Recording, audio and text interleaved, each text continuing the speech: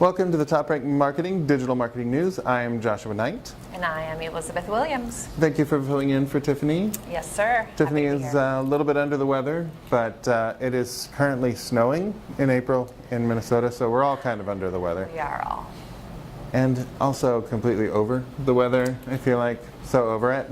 Yes. You know what demographic is frequently associated with being like so totally over it? Which one? The kids these days.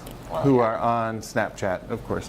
A platform that is kind of baffling for me as an old person, but that has its own audience, and your audience might be on there, so it's worth checking out what's new with them. And Snapchat is trying to grow up. They're trying to become more of a platform that can be of value to marketers, as well as add some more value for their user base and expand it. So they rolled out some interesting new features. The first one is enhanced AR. That's augmented reality, going to make it easier to create dynamic experiences with custom lenses. So lots of cool potential for brands there. They have some third-party integration coming up, which will allow you to post Snapchat content to other apps without leaving the Snapchat app, easy for me to say, but also will allow partner apps to display Snapchat stories on their own platforms. Okay. So Snapchat without the Snapchat. Kind of crazy.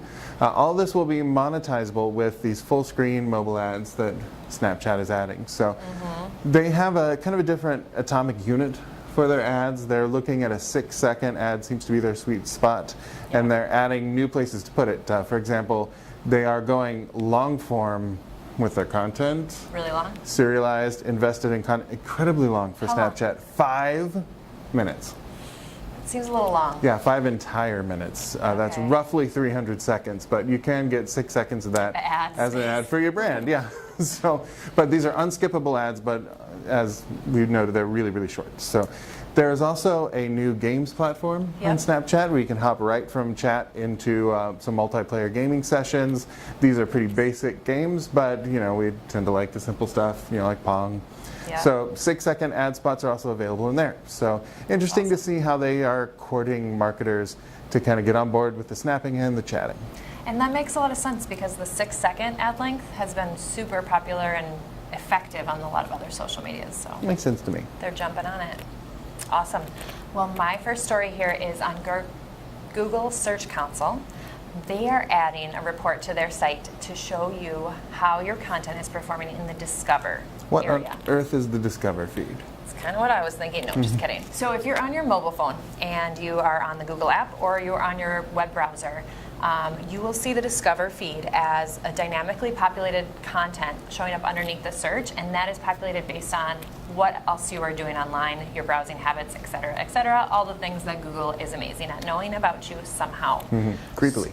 Creepily, yes, but helpfully all at the same time.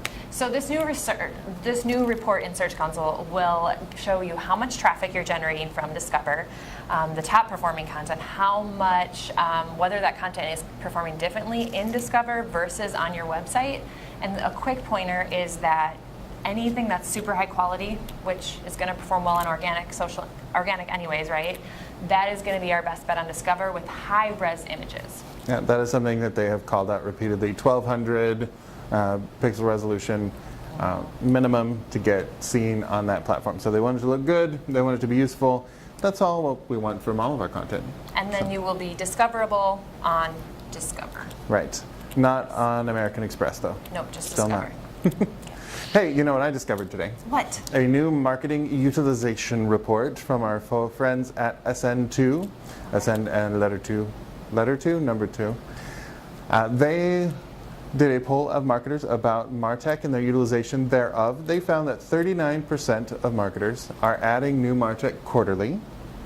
28% though are adding it monthly. Every month.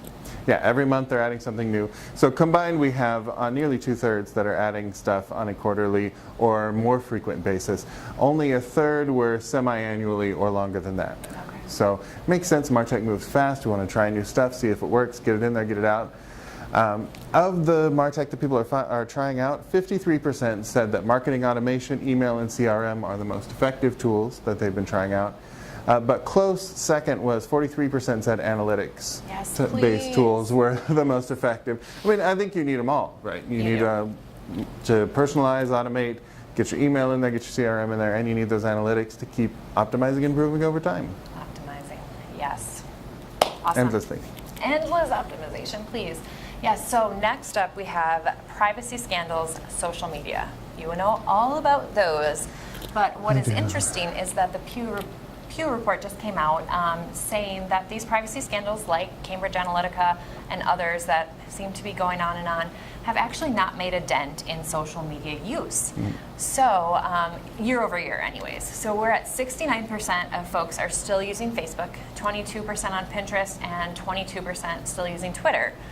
What is interesting is that we did see an increase in Instagram that is going up from 32 up to 37% of adults today. I think that study should have asked how many people said that they were going to delete their Facebook after these instead of actually doing it, because I feel like that number would be a whole lot higher. Or how many people really still have the account but just go on there twice a year now. And still feel really bad about it. Yeah, and guilty, I have How many people wrote think pieces about how Facebook was going to be dead in a year after? Yeah.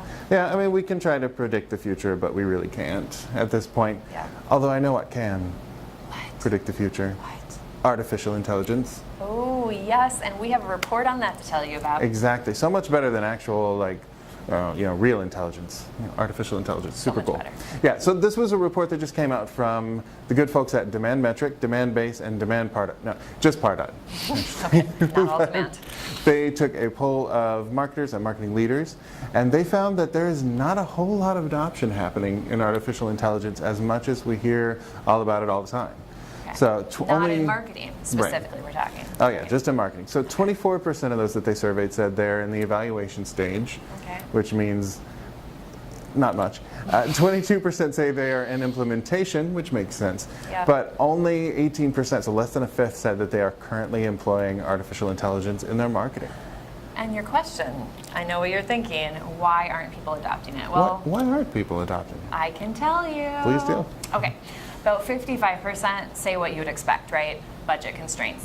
AI can be spendy, but that is why we recommend, all the people recommend small incremental adoption if you want to get into it.